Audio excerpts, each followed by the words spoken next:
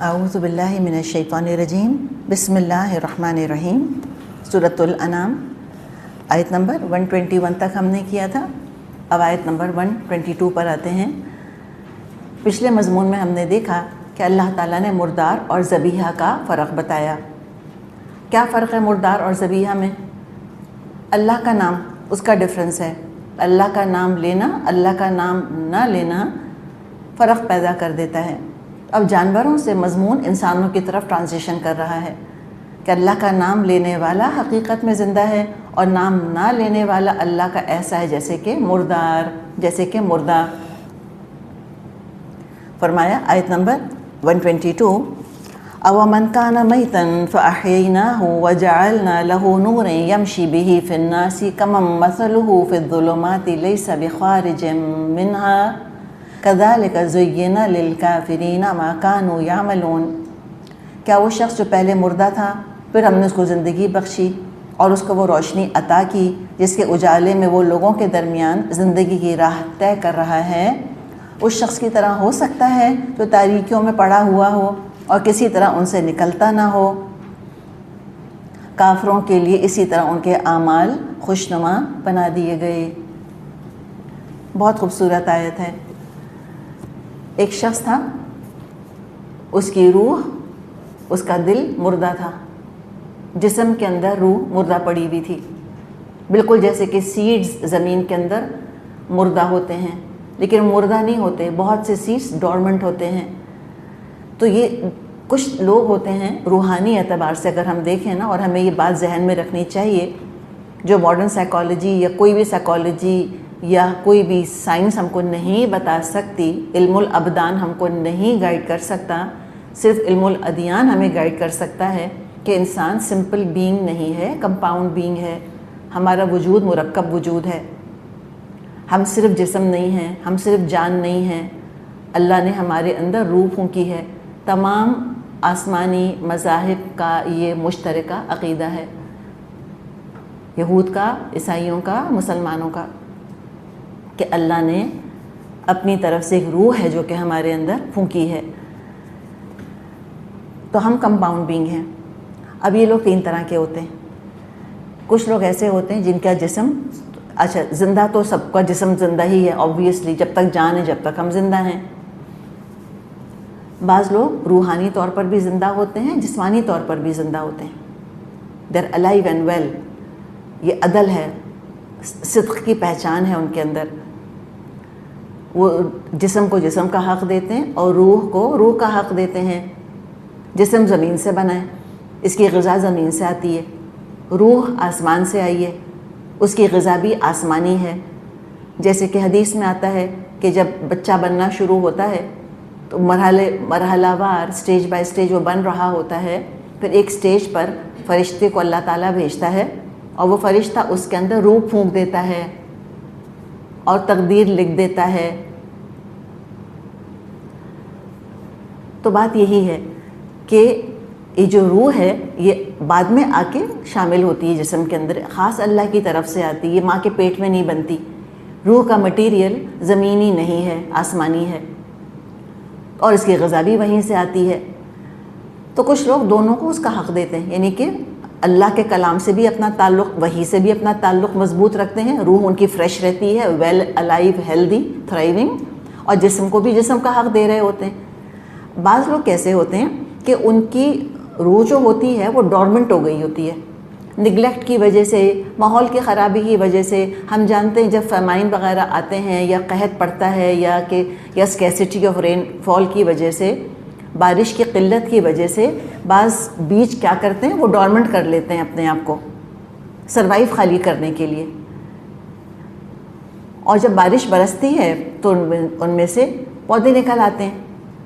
تو ایسے بعض انسانوں کا معاملہ بھی ہوتا ہے، بعض دفعہ ایسا ماحول بن جاتا ہے چاروں طرف سے، ایسی خشکی ہے، کبھی وہی کی بارش نہیں ہو رہی ہوتی کہ روح انسان کی ڈورمنٹ ہو جاتی ہے، اس کے اندر بالکل وہ دب کے رہ جاتی ہے۔ اب جو ایسی روحیں ہوتی ہیں جن کو ماحول میں سے وحی کی آواز نہیں آ رہی ہوتی، جیسے ہی ان کے کانوں پر وحی کی پکار پڑتی ہے، جیسے ہی ان پر وحی کی بارش برستی ہے وہ ایک دم لہلہا اٹھتی ہیں، وہ روحیں جاگ جاتی ہیں، زندگی کی لہر دوڑ جاتی ہے، ایمان دل میں اتر آتا ہے، زندگی اللہ کے کلام کے نور سے جگمگا اٹھتی ہے، سارے اعمال وحی کی بارش سے دھل کر نکھر کر چمک جاتے ہیں۔ اسلام بڑا برائٹ آئیڈیا ہے، انلائٹنڈ پاتھ یہی ہے دراصل۔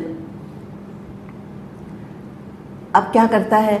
ڈورمنٹ تھا، اس کی روح ڈورمنٹ تھی، اب وہ ایک دم جاگ گئی، وہ زندہ ہو گئی۔ اس کو اللہ نے کہا وَمَنْ كَانَ مَيْتًا فَأَحْيَيْنَاهَا، جو مردہ تھا جس کو کہ ہم نے پھر زندگی دے دی۔ تیسری قسم وہ روحیں جو نہ زندہ نہ ڈورمنٹ بلکہ کیا، وہ بالکل ہی مر گئی ہیں۔ ابو جہل جیسے لوگ، ابو جہل اور ابو لہب جیسے لوگ، ان کے لیے اللہ نے کہا کہ اِنَّكَ لَا تُسْمِعُ الْمَوْتَىٰ، اے نبی صلی اللہ علیہ وسلم آپ مردوں کو نہیں سنا سکتے۔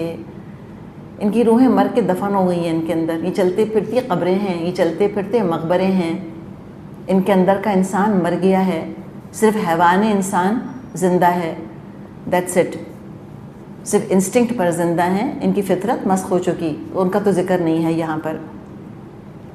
بات یہ ہے کہ جس کی روح دوبارہ بیدار ہو گئی، دوبارہ جاگ گئی، سو رہی تھی، ہائبرنیٹ کر رہی تھی، اس کو جگا دیا وحی نے آ کر، ٹریگر کر دیا اس کو۔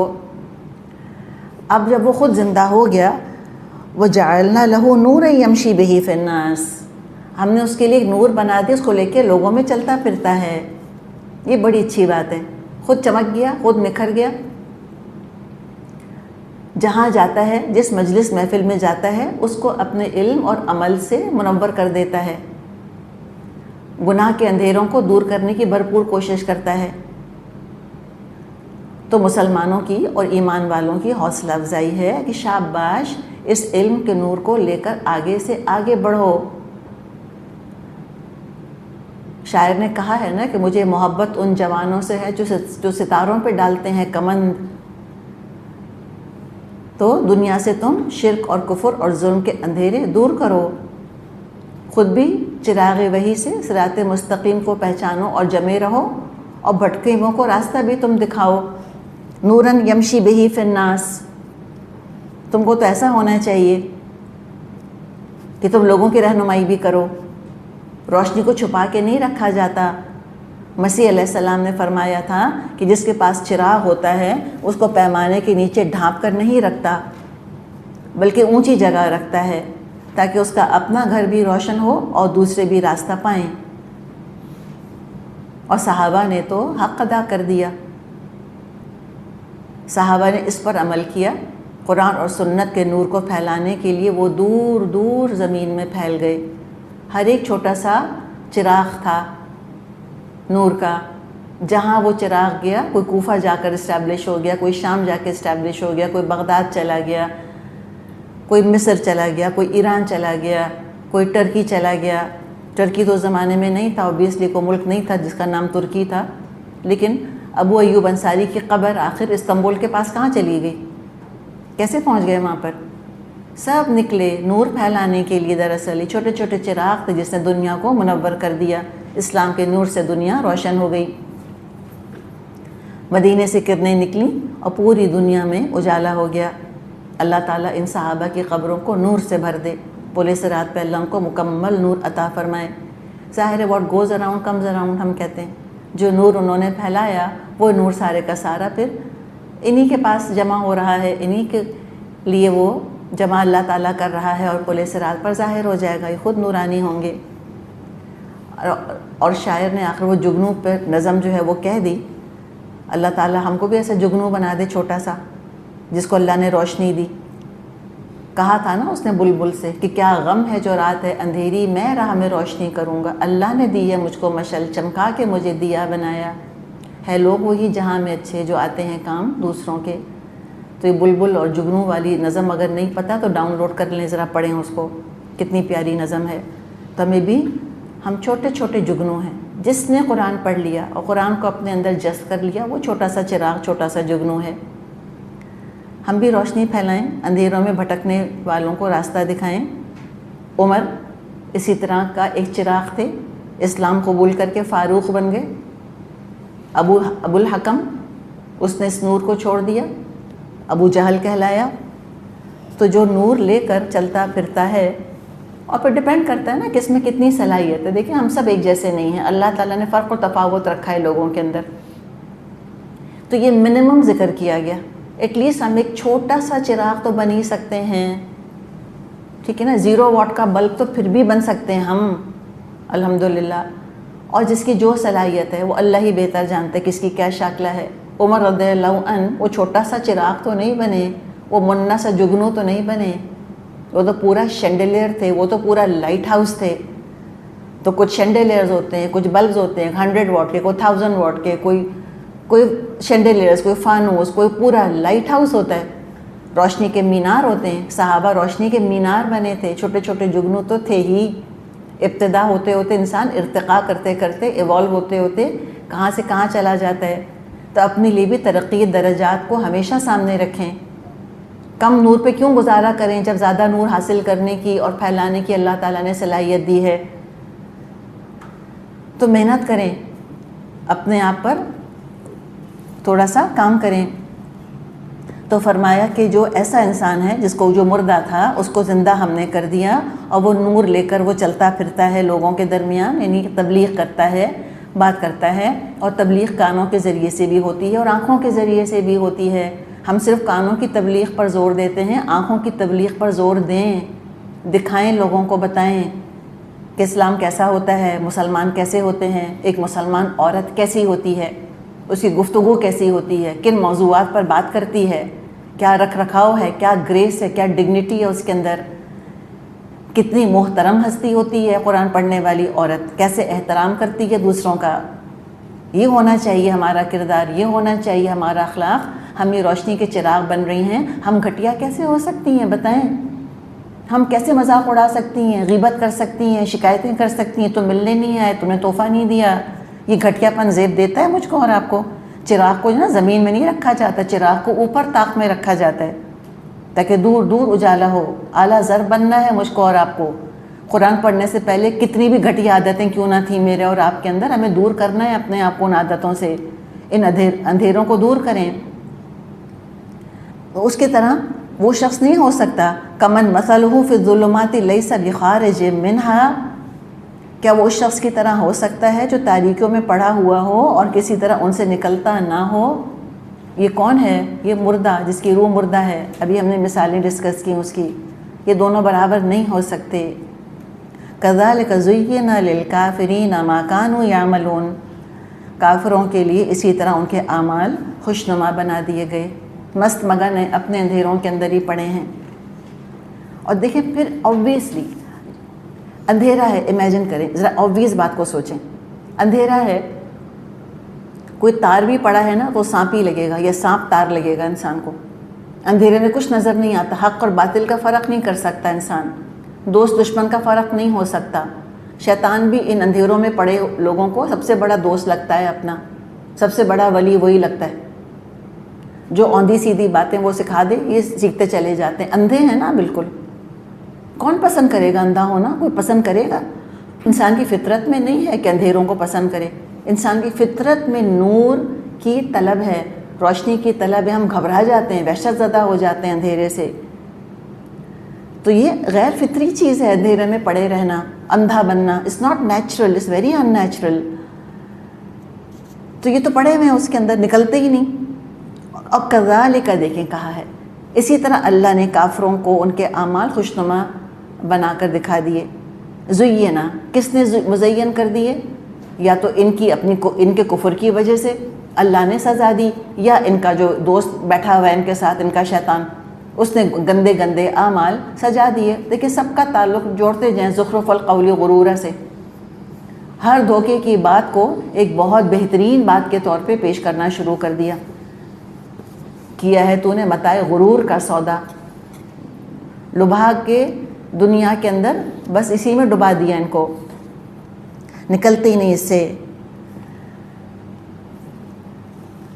وَكَذَلِكَ جَعَلْنَا فِي كُلِّ قَرْيَةٍ أَكَابِرَ مُجْرِمِيهَا لِيَمْكُرُوا فِيهَا وَمَا يَمْكُرُونَ إِلَّا بِأَنفُسِهِمْ وَمَا يَشْعُرُونَ.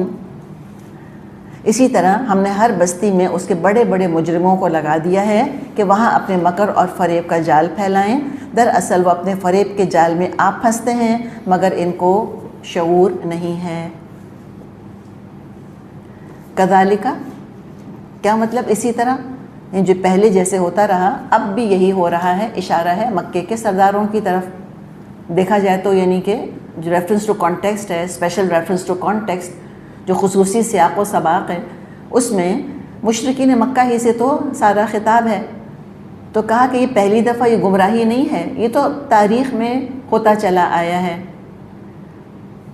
جن کے مفادات، جن کے ویسٹڈ انٹرسٹ ظلم اور جہالت کے ساتھ وابستہ ہوتے ہیں، سب سے بڑھ کر وہ نبیوں کے دشمن ہوتے ہیں، اور عوام آنکھ بند کر کے لیڈروں کے پیچھے چلتے ہیں.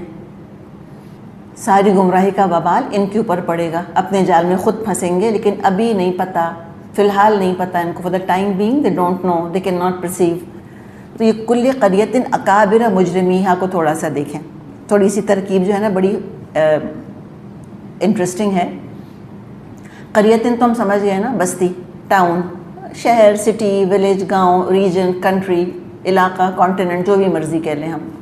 اکابرہ مجرمیہا، اس کو دیکھیں. اکابرہ کو لیا گیا کہ جو اس کے ایلیٹس ہوتے ہیں، ایرسٹوکریٹس جو ہوتے ہیں، جو تھنک ٹینکس ہوتے ہیں وہاں کے، جو اوپینین پر اثر انداز ہونے والے ہوتے ہیں. اکابرہ، جس کو ملا ابھی آگے ہم پڑھیں گے، سردار. تو جو ان کے اکابرہ ہوتے ہیں، جو کرتا دھرتا ہوتے ہیں، جو موورز اینڈ شیکرز ہوتے ہیں، وہ مجرمی ہوتے ہیں. وہ سب سے بڑے مجرم ہوتے ہیں. وہ تو چاہتے کہ ساری گمراہی پھیلتی رہے، اس لیے کہ اس سے دنیا کما رہے ہیں وہ لوگوں کو گمراہ کر کے. امیجن کریں نا کہ ساری فلم انڈسٹری، سارا یہ ماڈلنگ کا کاروبار بند ہو جاتا ہے، کتنے لوگوں کا پیسہ ڈوبے گا، کتنے لوگوں کے روزگار اٹیچ ہے اس کے ساتھ. اگر یہ ڈرگز اور شراب حرام ہو جاتی ہے، پابندی لگ جاتی ہے، تو لاکھوں لاکھوں کی کمائی کا ذریعہ ہے. وہ ہونے دیں گے بند؟ شراب کو حرام ہونے دیں گے؟ وہ ڈرگز کو ختم ہونے دیں گے؟ ایک قتل غارت گری مچائی ہوئی انہوں نے، کڈنیپنگ فار رینسم، اور بڑی بڑی حکومتیں جو ہیں وہ عاجز ہیں ان کے آگے. کوشش کر رہی ہیں ان پہ قابو حاصل کرنے کی، قابو نہیں آتے یہ لوگ. تو یہ مجرم، یہ اتنے بڑے بڑے جو مجرم ہیں معاشرے کے، یعنی کہ جو بڑے بڑے لوگ ہوتے ہیں، یہ سب سے بڑے مجرم بن جاتے ہیں ایٹ ٹائمز. کرتا دھرتا لوگ جو ہوتے ہیں. اور ہم جانتے ہیں کہ جو بڑے بڑے مافیا بنے ہوئے ہیں، ان کے پیچھے کوئی نہ کوئی ایک اسٹرانگ پولیٹیکل سپورٹ ہوتی ہے، پس پردہ کوئی ان کو سپورٹ کر رہا ہوتا ہے پیچھے سے. تو یہ اکابر کس کے لیے آیا ہے؟ کہ جو بستی ہے اس کے جو بڑے ہوتے ہیں وہ سب سے بڑے مجرم ہوتے ہیں. ٹھیک ہے، یہ مطلب ہے. تو فی کل قریۃ اکابر مجرمیہا، تو ایک تو بڑوں کو کہا گیا، یا اکابر مجرمیہا دا ایس کرمنلز. ہر بستی کے اندر ایس کرمنل کوئی نہ کوئی ہوتا ہے ضرور، اور وہ لوگوں کی مت مار دیتا ہے، اور وہ لوگوں کو گناہوں کی دعوت دیتا ہے. دونوں مطلب ملتے جلتے ہیں، تھوڑا سا بہت ہی مائنیوٹ سا ڈفرینس ہے. تو اکابر کو خالی ایلیٹ کہیں، یا اکابر کو ہم مجرم کے ساتھ جوائن کریں؟ اور اللہ کس کو مجرم کہہ رہا ہے؟ مشرکوں کو، اوبویسلی، جو اللہ کے خلاف لوگوں کو اکساتے ہیں، ورغلاتے ہیں دین کے خلاف، اللہ کے خلاف جرائم کرنے پر آمادہ کرتے ہیں. تو کرائم کو تو ہم خالی دنیا کے لیے استعمال کرتے ہیں. کرائم یعنی جس نے انسانوں کا بنایا ہوا قانون توڑ دیا، وہ کرمنل ہے.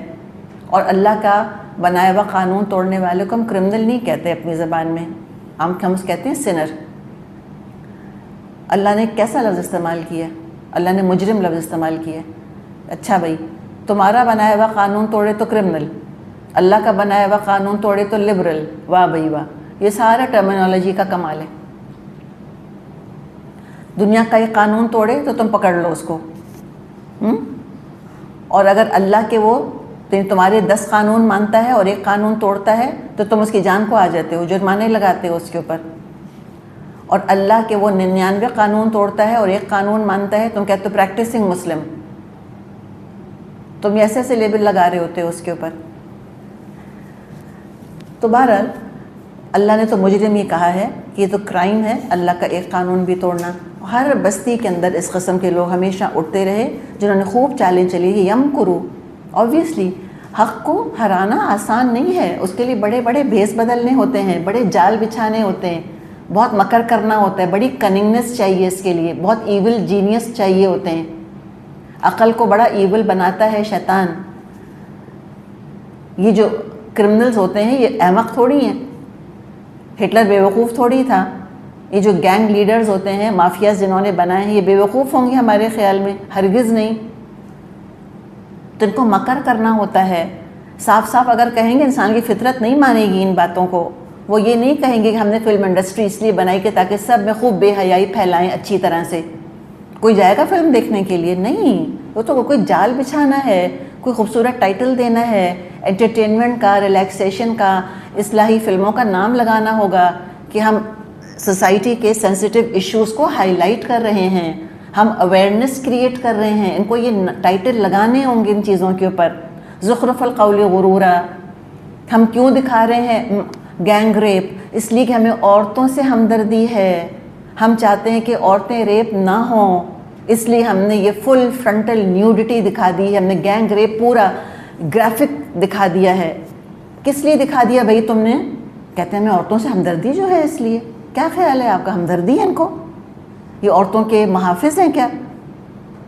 یہ عورتوں کی عزت کرنے والے ہیں کیا؟ اگر یہ عورتوں کی عزت کرتے تو عورت کے کپڑے اتارتے, اس طرح ساری دنیا کو دکھاتے اس کو. اور مجھے بتائیں, اللہ نہ کرے کوئی جا کے اس قسم کی فحاشی دیکھ کر آتا ہے, اس کے دل میں عورت کی عزت آئے گی کیا؟ وہ نکلے گا, اس کا دل چاہے گا وہ بھی وہی کام کرے جو دیکھ کر آئے. تو کہتے کیا ہیں؟ اویئرنیس. اصل میں کیا ہے؟ پروپیگیشن. سب فحاشی پروپیگیٹ کر رہے ہیں بیسکلی. کوئی عورتوں سے ہمدردی نہیں ہے. عورتوں کو صرف بکاؤ مال بنایا ہے, صرف کموڈٹی بنائی ہے. ان کو پتہ ہے کہ نیوڈٹی سیلز. بات ساری یہ ہے, نیوڈٹی سیلز. بے حیائی, فحاشی, عریانی بکتی ہے. ان کو اپنا پیسہ چاہیے.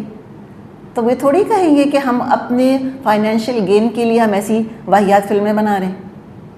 کبھی بھی نہیں کہیں گے. آبویسلی اس پر زخرف القول غرورا ہوگا کوئی نہ کوئی. تو یہ مکر کرنا ہوتا ہے. اسلام کوئی مکر نہیں کرتا.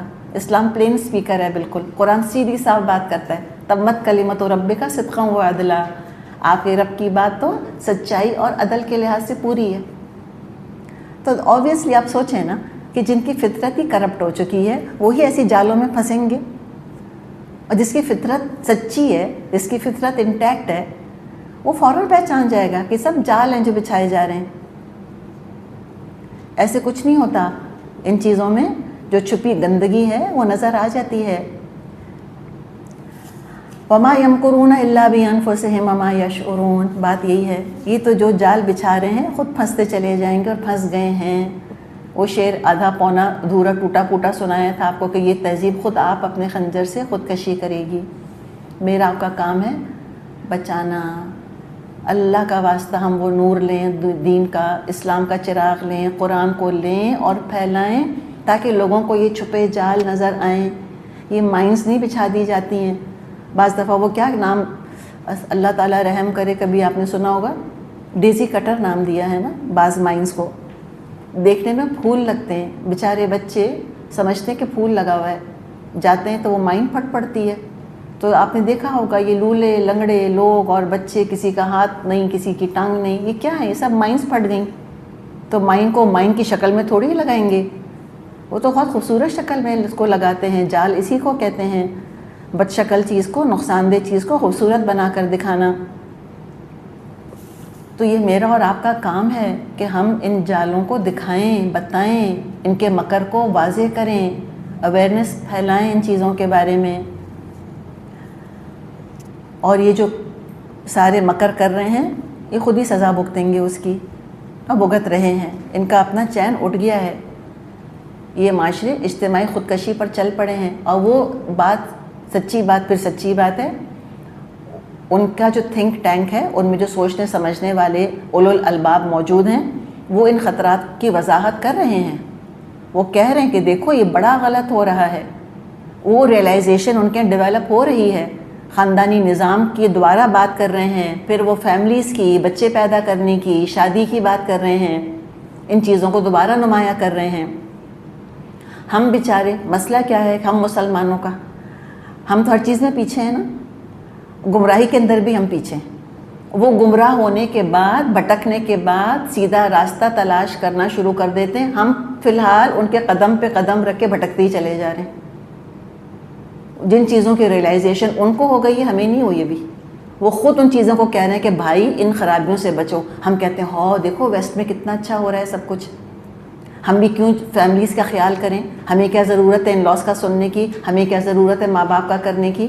ہم اس ڈگر پہ چل رہے ہیں ابھی، جس کی خرابی کو پا چکے اور جس کو وہ ٹھیک کرنے کی کوششوں کا سوچ تو رہے ہیں ایٹ لیسٹ. ہر چیز میں ہم پیچھے.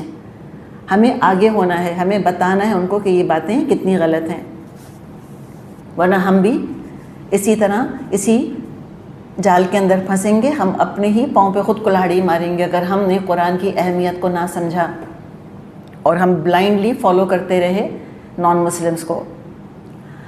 وَإِذَا جَاءَتْهُمْ آيَةٌ قَالُوا لَن نُؤْمِنَ حَتَّى نُؤْتَى مِثْلَ مَا أُوتِيَ رُسُلُ اللَّهِ. اور جب ان کے سامنے کوئی آیت آتی ہے، یعنی مشرکین مکہ کا ہی ذکر ہے، ان کی چالوں کا ذکر ہے.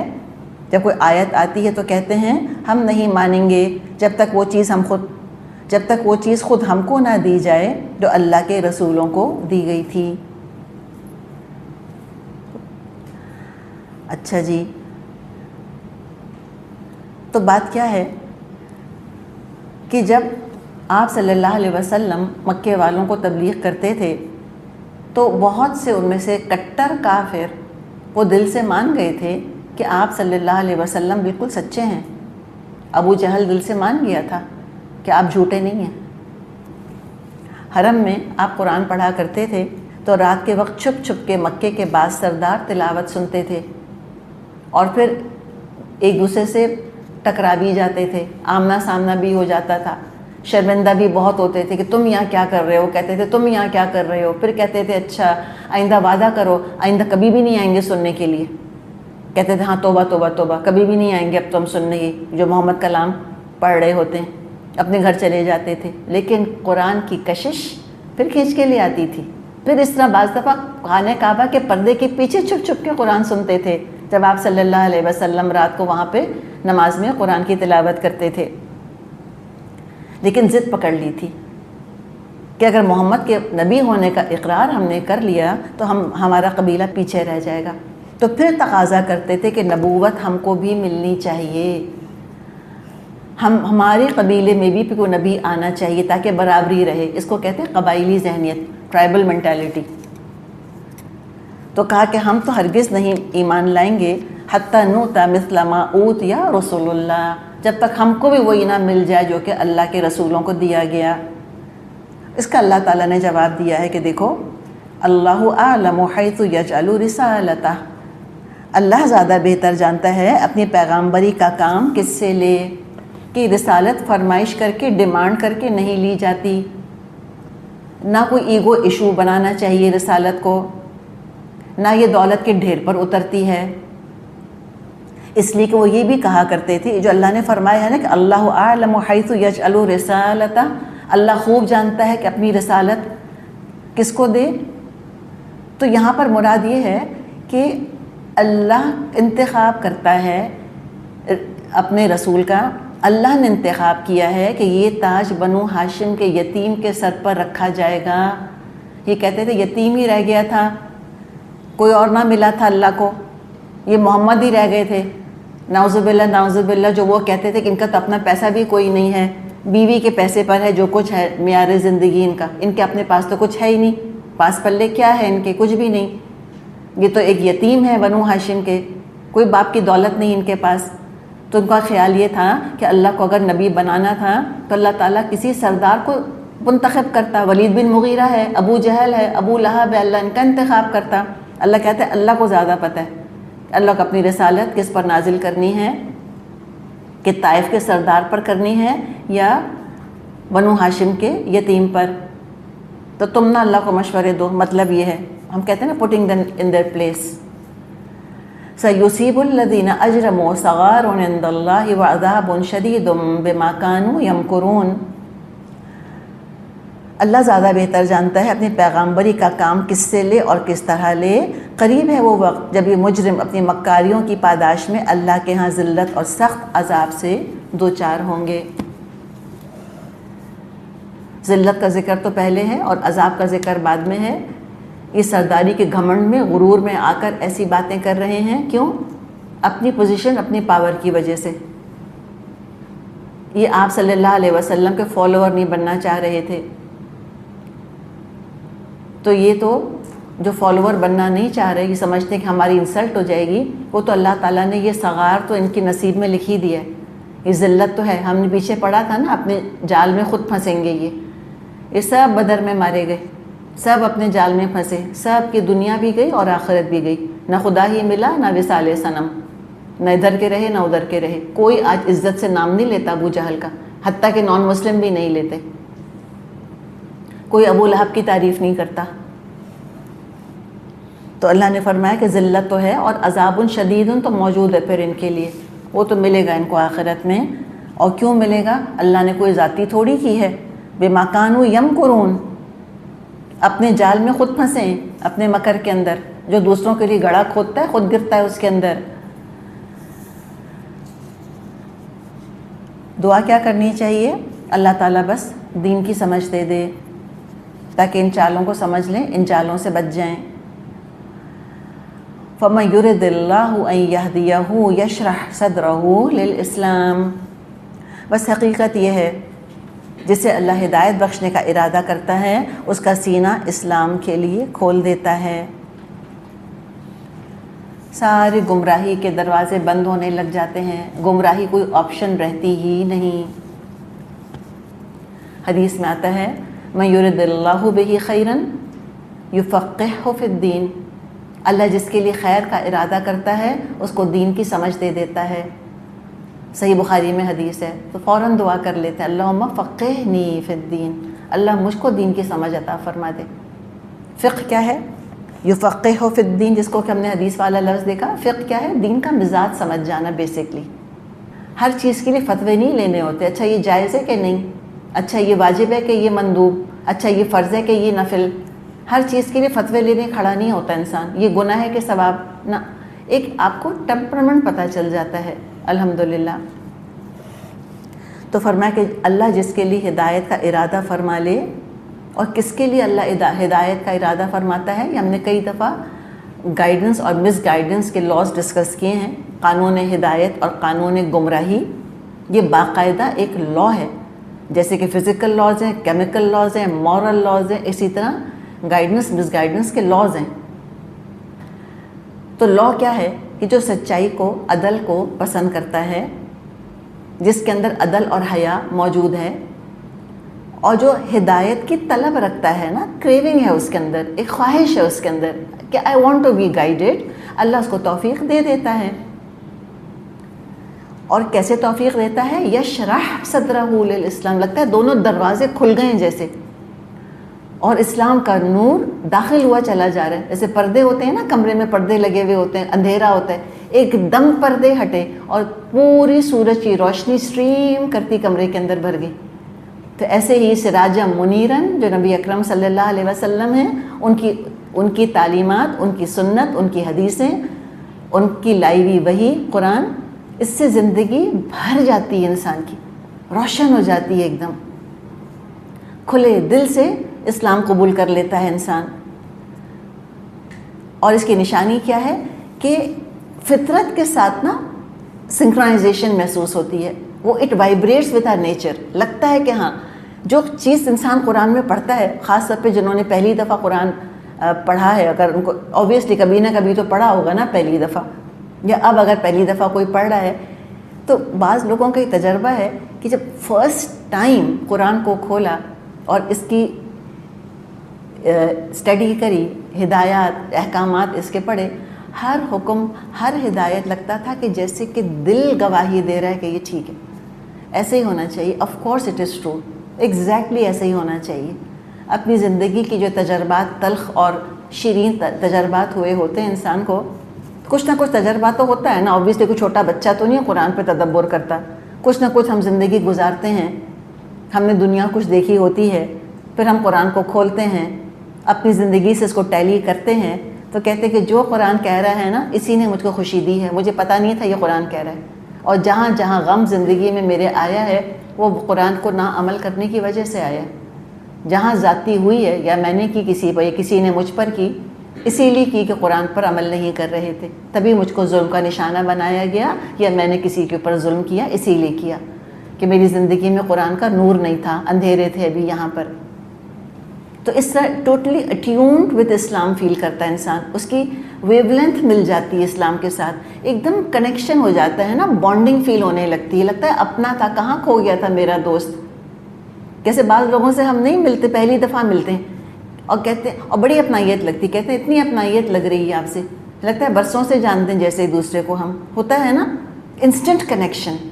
تو یہ ہے دراصل یشرح صدرہ للاسلام، ایک دم اس کی بانڈنگ ہو جاتی ہے، فوراً اس کو لگتا ہے کہ سارے اس کے فطرت کے تار قرآن کے ساتھ جڑ گئے، جا کر کنیکشن فیل ہونے لگتا ہے۔ اور اگر کوئی بات سمجھ میں نہ آئے، جو کہ ہوگا یقیناً، تو سمجھنے میں محنت کرتے ہیں، ریجیکٹ نہیں کر دیتے کہ وہ I don't understand. If you don't understand then try to understand, پھر ریسرچ شروع کرتے ہیں، اس سے علم اور فہم کے اور کئی دروازے کھلتے ہیں۔ ایک بات سمجھ میں نہیں آ رہی، اس کو لے کے پڑھنا شروع کریں، اس پہ ریسرچ شروع کریں۔ اب تو ریسرچ اتنی آسان ہے، تو نہ صرف اس ریسرچ میں آگے بڑھتا جاتا ہے، اور کئی ٹرشری سیکنڈری ایشوز جو ہیں سالو ہوتے چلے جاتے ہیں۔ اور جب دل کھلتا ہے اسلام کے لیے، طبیعت کھلتی ہے، مزاج میں، طبیعت میں فراخی آتی ہے، اعلیٰ ظرفی آتی ہے، علم کے لیے سینہ کھلتا ہے، اور اندر کی جو تنگی ہوتی ہے نا وہ بھی دور ہوتی ہے، سچی بات ہے، دل اور دماغ پرسکون ہوتا ہے انسان کا۔ کتنے لوگوں نے کہا ہے جن کا ماضی ان کو پریشان کر رہا تھا، اور بعض دفعہ وہ ماضی کے فیصلوں پر اپنے آپ کو برا بھلا کہتے رہتے تھے، وہ کہتے ہیں قرآن پڑھ کے جب ہم نے قسمت اور تقدیر کے بارے میں اللہ کی آیات کا مطالعہ کیا، سارا بوجھ ہم پہ سے اتر گیا، ہم ہلکے ہو گئے۔ کتنا انسان کا دماغ پرسکون ہوتا ہے، سچ۔ کوئی ایسی کاؤنسلنگ نہیں کر سکتا، کوئی ایسے مشورے نہیں دے سکتا جیسا قرآن دیتا ہے۔ آزما کے دیکھیں آپ، کبھی دل اداس ہو، کبھی دل تنگ ہو رہا ہو، قرآن کھول کے پڑھیں، لگے گا جیسے آپ کی نفسیات پڑھ لی ہے اس کتاب نے۔ ایسے ہی ہمیں مشورے دیتا ہے۔ یہ دنیا میں نقد انعام ہے، یشرح صدرہ للاسلام، اسلام کے لیے سینہ کھلنا، یہ اللہ تعالیٰ نیکی کا نقد انعام یہاں دیتا ہے۔ خوب نیکیاں کرنے کو دل چاہتا ہے، اللہ کو خوش کرنے کا دل چاہتا ہے انسان کا، تنگیاں دور ہو جاتی ہیں، شکایتیں دور ہو جاتی ہیں، قسمت کا رونا ختم ہو جاتا ہے، پچھتاوے نکل جاتے ہیں، دل جلتا بنتا کباب نہیں ہوتا رہتا، ہر وقت بلیم گیم نہیں کھیلتے رہتے، کھلا دل، طبیعت کھل جاتی ہے، لگتا ہے سارے بادل تھے جو دور ہو گئے، ایک دم وہی کیا سورج چمکنے لگ گیا۔ اور آپ صلی اللہ علیہ وسلم نے اس کی علامات بتائی ہیں۔ لوگوں نے پوچھا کہ جب دل کھلتا ہے اسلام کے لیے تو اس کی علامات کیا ہوتی ہیں؟ آپ نے 3 علامات بتائیں۔ ایک کیا؟ الانابۃ الی دار الخلود، کہ آخرت کی طرف انسان کا رجحان بہت بڑھ جاتا ہے، ہر چیز کو انسان جو ہے وہ اس پوائنٹ آف ویو سے دیکھتا ہے جیسے کہ ایک بزنس مین اپنی مرچنٹائز کو دیکھتا ہے کہ اس کو میں بیچ کر کتنا نفع کما سکتا ہوں۔ تو اس نظر سے پھر انسان دنیا کو دیکھنے لگتا ہے کہ اس دنیا سے میں کیسی آخرت کما سکتی ہوں، یہ پیسہ کہاں انویسٹ کریں، یہ ٹائم کہاں انویسٹ کروں کہ بیسٹ سے بیسٹ آخرت میں مجھ کو درجہ ملے۔ تو یہ ہے الانابۃ الی دار الخلود، ہمیشہ کے گھر کی طرف انابت رجوع ہو جاتا ہے، انسان کا توجہ ہو جاتی ہے۔ پھر کیا ہوتا ہے؟ والتجافی عن دار الغرور، اور یہ جو دھوکے کا گھر ہے دنیا، یہ اتنی امپورٹنٹ نہیں لگتی، مل گیا تو ویل اینڈ گڈ، نہیں ملا تو کیا ہوا، ان دی اینڈ سبھی چھوڑ کے جانا ہے، کون ساتھ لے کر گیا، سبھی خالی ہاتھ جاتے ہیں۔ تو التجافی عن دار الغرور، اس کا مکر پہچان جاتا ہے انسان، اس کا دھوکہ پہچان جاتا ہے انسان۔ یہ 2 چیزیں ہو گئیں، اور تیسری چیز کیا؟ والاستعداد الموت قبل نزول الموت، اور موت کے آنے سے پہلے موت کی تیاری شروع کر دیتا ہے۔ زندگی کے لیے نہیں جیتا، موت کے لیے جیتا ہے۔ زندگی کے حصے ہیں نا بہت سارے، دنیا کی زندگی، پھر اس کے بعد ایک مرنے کے بعد کی زندگی، تو مرنے کے بعد کی زندگی پر اس کا فوکس ہو جاتا ہے۔ اور فائدہ کیا ہوتا ہے؟ جب بھی انسان کی زندگی میں کوئی غم بھی آتا ہے تو وہ بھی اس کو تنگ نہیں کرتا، کہتا ہے اللہ نے یہ پریشانی ڈالی ہے نا، میں صبر کرتا ہوں، صبر کرتی ہوں، ہم صبر کرتے ہیں، اللہ کے ہاں اس کا اجر ہے، کانٹا بھی مجھے چبانا اللہ میرا اجر دے گا، ایک آنسو بھی میرا نکلا اللہ اجر دے گا۔ سوچیں اس سے بڑا کوئی اور مرہم ہو سکتا ہے؟ نہیں ہو سکتا۔ اور یہ کہ اچھا کتنے بھی گناہ کی، گناہ کتنا ستاتے ہیں لوگوں کو، دیکھیں دو چیزیں تنگ کرتی ہیں نا، ماضی کے غم اور ماضی کے گناہ، تو دونوں پر اللہ نے مرہم رکھا ہوا ہے۔ غم سے نجات، غم کا علاج تقدیر پر ایمان، گناہوں کے غم سے نجات استغفار، توبہ کر لو، ان اللہ یغفر الذنوب جمیعا انہ هو الغفور الرحیم، اللہ سارے گناہ معاف کر دے گا، وہ ہے غفور و رحیم۔ ایک دفعہ کہو نا اللہ ایم سوری، ایک دفعہ، جسٹ ونس، سچے دل سے کہو اللہ مجھے بخش دے، استغفر اللہ، ایک دفعہ پوری سلیٹ کلین ہو جائے گی تمہاری، سارا اکاؤنٹ تمہارا اللہ تعالیٰ زیرو کر دے گا گناہوں کا۔ اس سے بڑھ کے کیا سکون ہے انسان کے لیے بتائیں؟ کون معاف کرتا ہے ہم کو ایسے؟ اور معاف کرتے ہیں تو پھر خفا بھی رہتے ہیں معاف کرنے کے بعد، اللہ خفا نہیں ہوتا۔ اور رحیم، غفور و رحیم کتنی جگہ ساتھ آیا ہے قرآن کے اندر، اللہ غفور ہے اور رحیم، اور غفور اور ودود بھی ساتھ آتا ہے، غفور الودود، معاف بھی کرتا ہے اور محبت بھی کرتا ہے، جو ہمیں ستاتا ہے تنگ کرتا ہے ہم بے شک معاف کر دیتے ہیں، لیکن زیادہ محبت تو کبھی بھی نہیں کرتے اس سے، دل میں بال تو پھر بھی رکھ ہی لیتے ہیں، وہ تو معاف کر کے محبت بڑھا لیتا ہے اپنی۔ تو مجھے بتائیں کہ پھر سینہ کھولے گا کہ نہیں کھولے گا؟ جتنا جتنا انسان اللہ کو جانتا جاتا ہے اتنا اتنا اللہ کا دیوانہ ہوتا چلا جاتا ہے وہ، اور اسلام کے اندر چاشنی آتی چلی جاتی ہے۔ ایک کچا اسلام ہوتا ہے اور ایک پکا اسلام ہوتا ہے، ٹائم لگتا ہے چیزوں میں، ایمان بھی پھل ہے۔ پیچھے ہم نے پھلوں کا ذکر پڑھا تھا نا کہ ذرا ان پھلوں کو دیکھو، ان کا پکنا دیکھو، تو کچا کچا ایمان آبویسلی کچھ بٹرنس ہوتی ہے اس کے اندر، کچھ ہارڈنس ہوتی ہے۔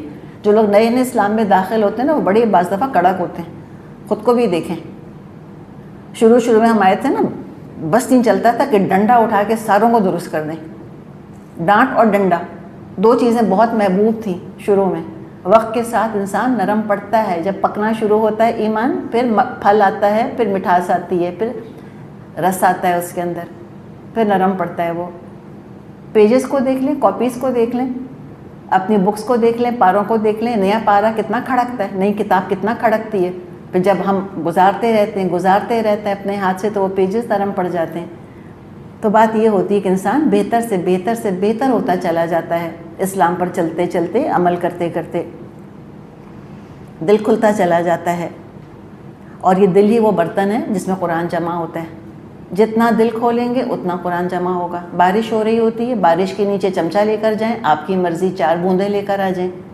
بارش برس رہی ہے، دیگ رکھ دیں، بالٹی رکھ دیں، ٹب رکھ دیں، اور دیکھیں وہ کیسا لبالب بھر جائے گا۔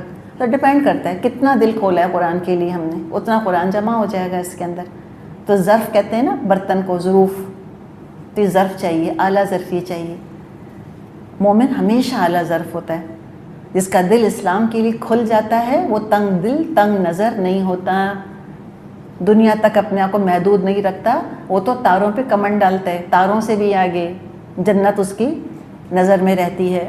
اب اس کے برعکس کیا معاملہ ہے؟ وَمَن يُرِدْ أَن يُضِلَّهُ، اور اللہ جس کے لیے گمراہی کا ارادہ کر لے۔ اللہ کس کے لیے گمراہی کا ارادہ کرتا ہے؟ اپنی مرضی سے، بلا وجہ، کہ کوئی تڑپ رہا ہے ہدایت کے لیے، دعائیں مانگ رہا ہے ہدایت کے لیے، رات کو اٹھ کے اللہ سے ہدایت کی دعا کرتا ہے، اللہ کہتا ہے میں نہیں دیتا۔ ایسے ہوتا ہے کوئی؟ سوال ہی پیدا نہیں ہوتا۔ کس کے لیے اللہ ارادہ کرے گا گمراہی کا؟ جس نے کہ اپنے آپ کو مستحق ثابت کر دیا، جس نے مانگی گمراہی، جس نے کہا کہ اللہ مجھے بچا ہدایت سے، اللہ مجھ کو نہیں چاہیے، ابھی تو میں جوان ہوں، ابھی سے ہدایت مل گئی تو ہوگا کیا میری جوانی کا؟ تو جو ارادہ خود کر لیتا ہے گمراہی کا، اللہ بھی اس کے لیے گمراہی کے 100 دروازے کھول دیتا ہے، اللہ نیکی کے 100 دروازے بند کر دیتا ہے، سوائے گمراہی کے دعوت ناموں کے، سوائے گمراہیوں کے راستوں کے، اور کچھ نظر نہیں آتا اس کو، سوائے گمراہ کرنے والے دوستوں کے کوئی اس کی صحبت نہیں ہوتی۔ تو من یرد ان یضلہ، اور اللہ ارادہ کر لے جس کے لیے کہ اس کو گمراہ کرے، اللہ رحم کرے مجھ پہ اور آپ پہ۔ دل کانپ جائے انسان کا کہ اللہ نہ کرے کہ میرا نام ان لوگوں کے اندر ہو جس کے لیے اللہ نے ارادہ کر لیا ہے گمراہ کرنے کا، اس لیے کہ بعض دفعہ ہم خود اپنے آپ کو نہیں جانتے، ایٹ ٹائمز ہم پریٹینڈ کر رہے ہوتے ہیں ہمیں ہدایت چاہیے، اور دل سے نہیں چاہیے ہوتی ہم کو. ہم اپنے آپ کو بیوقوف بنا سکتے ہیں, اللہ کو نہیں دھوکہ دے سکتے. وَمَن يُرِدْ أَن يُضِلَّهُ, اور جس کے لیے اللہ ارادہ کر لے اس کو گمراہ کرے گا. يَجْعَلْ صَدْرَهُ ضَيِّقًا, اللہ اس کے سینے کو اس کے لیے تنگ کر دیتا ہے. حرجن, ضیقن اور حرجن ملتے جلتے ہیں, بالکل تنگ کر دیتا ہے, کنسٹرکٹ کر دیتا ہے. کأنما یصعد فی السماء, ایسا لگتا ہے اس کو جیسے کہ اس کی کوئی روح جان نکل رہی ہے, جیسے کہ وہ آسمان میں چڑھ رہا ہے. کذالک یجعل اللہ الرجس علی الذین لا یؤمنون, اسی طرح اللہ حق سے فرار اور نفرت کی ناپاکی ان لوگوں پر مسلط کر دیتا ہے جو ایمان نہیں لاتے. دل تنگ پڑتا ہے قرآن سن کے, کوئی بات قرآن حدیث کی دل کو نہیں بھاتی. ابھی بات کی تھی نا ہم نے, حرج ایسی گھاٹی, ایسا راستہ, تنگ گھاٹی, تنگ راستہ جس پہ کانٹے ہوں. ہر چیز چبھتی ہے, ہر آیت بری لگتی ہے. اینگر, ایجیٹیشن, اریٹیشن, جھنجھلاہٹ, غصہ پیدا ہوتا ہے دل کے اندر. وحشت ہوتی ہے قرآن کی مجلسوں سے, لگتا ہے دم گھٹ رہا ہے جیسے. اسلام میں سانس لینا مشکل ہے, بس نہیں چلتا, کیسے اتار کر پھینکیں اور آزاد ہو جائیں.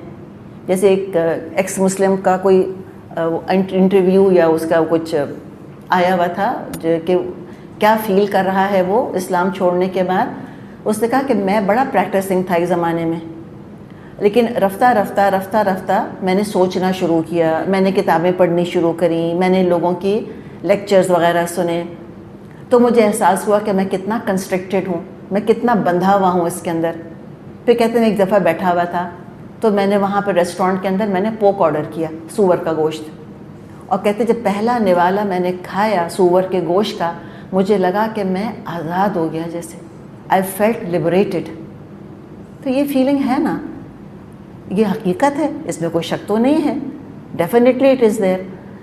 تو اللہ نے اس کا نقشہ کھینچ دیا کہ اسلام لگتا ہے ان کو جیل میں بند کر دیا کسی نے, جیسے ان کو جان نکلتی ہے ان کی اسلام کا سن کر. مومن کو اسلام لبریٹنگ لگتا ہے, کافر کو اسلام کنسٹرکٹنگ لگتا ہے, دل دماغ اس کا پریشان رہتا ہے. اور ایسے کفار ہیں کہ ان کے آگے اگر ہم پیش کریں کہ بھائی تم اسلام قبول کر لو, ان کی جان نکل جائے گی لٹرلی. کہ کیا مطلب اسلام, کیا مطلب ہم زنا چھوڑ دیں, ہم شراب چھوڑ دیں, ہم حرام چھوڑ دیں, ہم سود چھوڑ دیں. قبول کرنے کا سوچ نہیں سکتے وہ. تو ایسے اوائڈ کرتے ہیں اسلام کو جیسے کوئی گندگی کو اوائڈ کرے. رجس, گندگی لگنے لگتا ہے ان کو اسلام. اللہ نے گندگی ان پر ڈالی ہے, دراصل اسلام گندگی نہیں ہے, وہ کفر کے اندر ہی خوش ہیں. رجس, را جیم سین, ابن عباس کہتے ہیں کہ رجس سے مراد ہے کہ شیطان ان پر مسلط ہو جاتا ہے. اور یہ ہم مضمون آگے پڑھیں گے, سورہ زخرف میں آئے گا. وَمَن يَعْشُ عَن ذِكْرِ الرَّحْمَٰنِ, جو اللہ کے ذکر سے, رحمان کے ذکر سے منہ موڑتا ہے تو کیا کرتا ہے اللہ تعالیٰ, اللہ اس پر ایک شیطان مسلط کر دیتا ہے اور وہ اس کا ساتھی بن جاتا ہے. تو آخرت میں عذاب ان کو ملے گا اور دنیا میں اللہ کی لعنت ہے ان کے اوپر. اللہ تعالیٰ ان کو ہدایت نہیں دے گا, اور اس کے لیے یقیناً انسان کا اپنا عمل ہے جو کہ اس کو اس طرف لے کے جا رہا ہوتا ہے. وَهَذَا صِرَاطُ رَبِّكَ مُسْتَقِيمًا, حالانکہ یہ تمہارے رب کا سیدھا راستہ ہے. بھائی یہ ہے تو صحیح موجود یہ قرآن. ہاذا کیا مطلب, یہ قرآن. ان هذا القرآن یہدی للتی ہی اقوم, سورہ بنی اسرائیل میں ہم پڑھیں گے. یہ قرآن ہے جو سیدھے راستے کی ہدایت دیتا ہے, یہ آپ کے رب کا بتایا ہوا درست راستہ ہے. ھذا صراط ربک مستقیما, جو اپنے رب تک پہنچنا چاہتا ہے وہ اس سیدھے راستے پر آ جائے. سورہ فاتحہ میں دعا تھی اہدنا الصراط المستقیم, اللہ میں درست راستے کی ہدایت دے دے. اللہ نے قرآن کھول دیا. اب کتنی بدقسمتی اور محرومی ہے کہ راستہ پانے کے بعد پھر کھو دیں اس کو, پھر چھوڑ دیں اس کو. قد فصلنا الآیات لقوم یذکرون,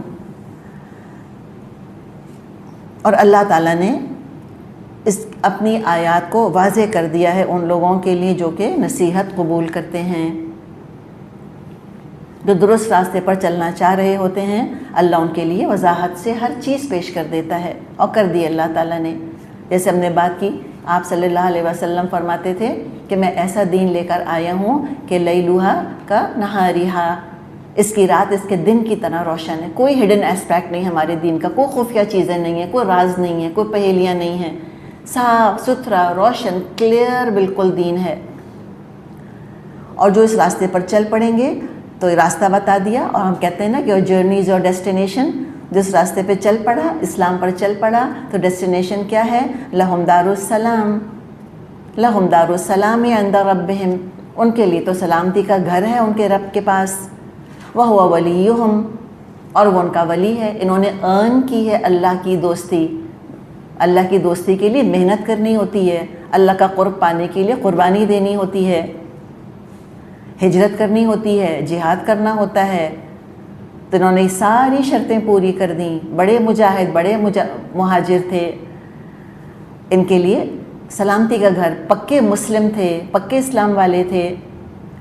اللہ نے انوائٹ جب کیا تھا نا کہ ادخلوا السلم کافہ، داخل ہو جاؤ اسلام میں پورے کے پورے، انہوں نے فوراً انویٹیشن قبول کر لیا تھا، پوری شریعت پہ عمل کرنے والے تھے، کوئی پک اینڈ چوز نہیں کرتے تھے۔ تو آج ان کے لیے دار السلام ہے، یعنی جنت، عند ربہم، ان کے رب کے پاس، وہو ولیہم، اور وہ ان کا دوست ہے، بما کانوا، کس وجہ سے دوست بنا؟ ارمان کی وجہ سے، خواہشات کی وجہ سے، صرف نیتوں کی وجہ سے، صرف علم کی وجہ سے نہیں، بما کانوا یعملون، اس وجہ سے کہ وہ عمل کرتے تھے۔ اور یہ لہم جو پہلے آیا ہے، دار السلامی لہم ہونا چاہیے تھا بیسکلی، یہ ہے صحیح ترکیب جملے کی۔ لہم پہلے آیا، اس کا مطلب کیا ہے؟ ایکسکلوژن، ایکسکلوسیولی انہی لوگوں کے لیے ہے آخرت کا سلامتی کا گھر۔ عند ربہم، اللہ کے ذمے ہے ان کو دار السلام تک پہنچانا، اور عند قرب کے لیے بھی ہے، ذمہ بھی اور قرب بھی۔ دنیا میں اللہ کی ذمہ داری ہے کہ اللہ تعالیٰ ان کو دار السلام تک پہنچائے گا۔ انہوں نے اپنے آپ کو اللہ کے حوالے کیا ہے، اللہ کو ولی بنایا ہے۔ اللہ اپنے ولیوں کو گمراہ نہیں کرتا۔ اللہ ولی الذین آمنوا یخرجہم من الظلمات الی النور، اللہ ولی ہے ایمان والوں کا، اندھیروں سے نکالتا ہے ان کو نور کی طرف، اور اللہ السلام کے پاس ٹھکانہ پائیں گے۔ سورہ قمر کے آخر میں آتا ہے نا، فی مقعد صدق عند ملیک مقتدر، سچائی کی مسندوں پر بیٹھے ہوں گے الملیک المقتدر کے پاس۔ ولی ہوگا، قریب ہوگا، دنیا میں بھی ولی ہے ان کا، ان کی حفاظت کرتا ہے، مدد کرتا ہے، ان کو نیکی کے موقع فراہم کرتا ہے، ان کی دعائیں سنتا ہے اللہ تعالیٰ، شیطان کے شر سے اللہ بچاتا ہے ان کو۔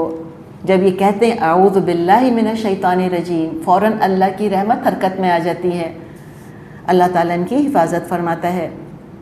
تو بما کانوا یعملون، یاد رکھیں عمل ہے، عمل اصل جو چابی ہے اللہ کی قربت حاصل کرنے کی، اور اللہ کا جو گھر ہے دار السلام، اس کا دروازہ عمل سے کھلے گا انشاءاللہ۔ اللہ تعالیٰ ہم کو بہترین عمل کرنے والا بنا دے، اللہ تعالیٰ ہمیں نافع علم حاصل کرنے والا بنا دے، اور اپنی زندگی کی قدر کرنے والا بنا دے کہ کہاں اس کو انویسٹ کرنا ہے۔ وآخر دعوانا ان الحمد للہ رب العالمین، سبحانک اللہم وبحمدک، نشہد ان لا الہ الا انت، نستغفرک ونتوب الیک۔ السلام علیکم ورحمۃ اللہ وبرکاتہ۔